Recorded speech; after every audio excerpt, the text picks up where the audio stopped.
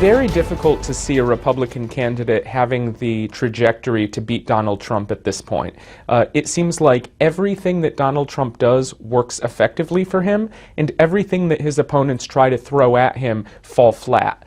And because of that, he is going to continue winning states.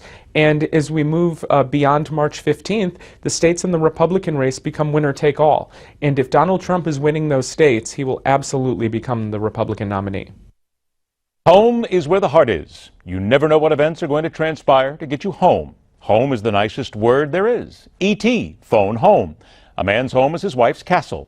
And always be nice to your children because they are the ones that will choose your rest home. Yes, home is indeed important to us all. Save for those seeking to become the next president and fear getting the message, it's time to give it up and go home. You're toast. So who's going home after Super Tuesday? It's all about the math, my friend.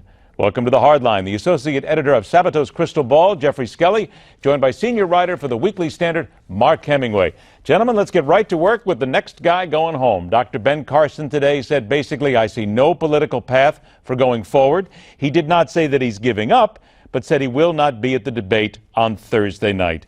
Geoffrey, I come to you first. The numbers simply weren't there. Let's be very honest here. It's funny how you hear candidates and their people always going, we need to find a path to get there. Doesn't a path become evident pretty darn early, especially when you look at Dr. Carson? It came pretty quick. Right. There was a point in this race where Carson was leading in the national polls and leading in the early state polls, or at least in Iowa. And then, he kind of fell away and he never recovered. And it was pretty clear once the elections actually started, happening in Iowa and New Hampshire that there really wasn't going to be any way for Carson to win the nomination. Does the math give us any idea, though, Geoffrey, about what happened? I mean, now that we can look back on it because Donald Trump took a lot of the air out of the room. There was a lot of money being spent by Jeb Bush. And also, let's not forget that Dr. Carson did not do well at any of the debates and really had some major issues here. The math tell us anything? I'm not sure about the math. I mean, if you look at his favorability ratings among Republicans, he had very high ones. In fact, even after he had fallen off in terms of the horse race numbers, his numbers in terms of favorability among Republicans remained sky high. In fact, the highest in a lot of polls of any of the candidates. So I think probably what we can point to is that, after the terrorist attacks in Paris and the terrorist attacks in San Bernardino, national security and terrorism became a real focal point of this campaign. And I think Carson really struggled with that issue, generally speaking, in the debates and in speeches. Mark, there's something interesting here when we talk about, and I think Jeff alluded to it as well, when we talk about numbers here. Favorability. Dr. Carson had those numbers working for him many ways, many times. Unelectability or other numbers in there as well, because every time the Donald Trump opponents talk about the numbers that he has, they go, wait a minute, we have other numbers here that tell us that he is unelectable, but the public just doesn't seem to give a darn, Mark. Yeah, Ben Carson is a very likable guy. His personal story is amazing and wonderful, and you can't help but like the guy for the things that he's accomplished. However, I think the issue here goes far beyond, say, polling, or the data that you would look at with Carson. It's more about structural issues with his campaign.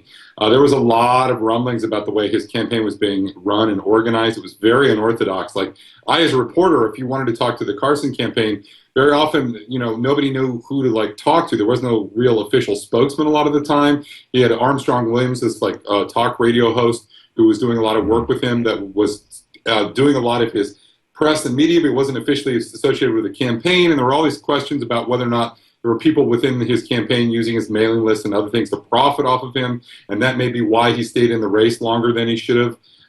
It really was, as time went on, just a story of a campaign that was horribly run, in total chaos. I mean, it got to the point at the end where even Ben Carson was alluding to the fact that the finances of his campaign had been mismanaged in a way that was, not on the up and up. Mark, you look at the numbers just like the rest of us, too. You look at them all the time, and we're always trying to pick pieces out of it here. As we look to who else is going home, John Kasich would seem to be next. We all know he wants to get to Ohio. He believes he can make a dent there. People saying that maybe if he wins and Donald Trump loses, that could change anything.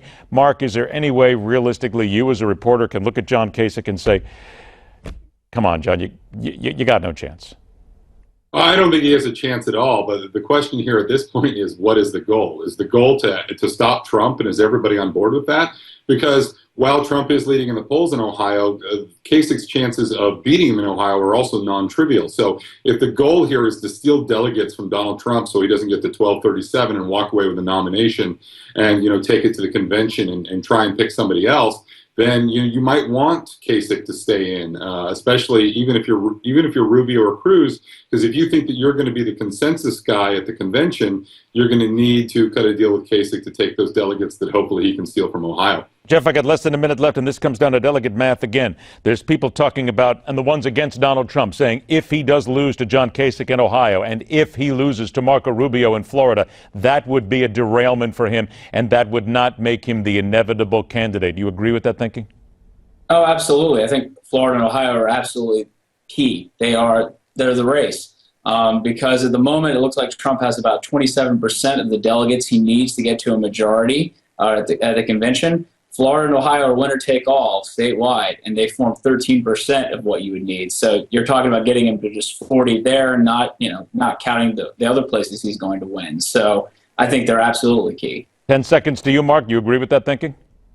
Yeah, I think that's right. But, I don't know. I mean, that's a big if. Trump is leading in both Ohio and Florida right now. But, there's still time. One of the interesting things about the polling that came out last night found that significant numbers, like 80+% of Republican voters, hadn't heard a lot about hadn't heard anything about the major Trump scandals that have emerged. Yeah. There you go. And it all comes down. Trust us, guys. We're all talking about the numbers. We'll be talking about it now and for months to come. Mark Hemingway, Geoffrey Skelley, gentlemen, thanks so much for joining us. The GOP may be splitting apart at the seams.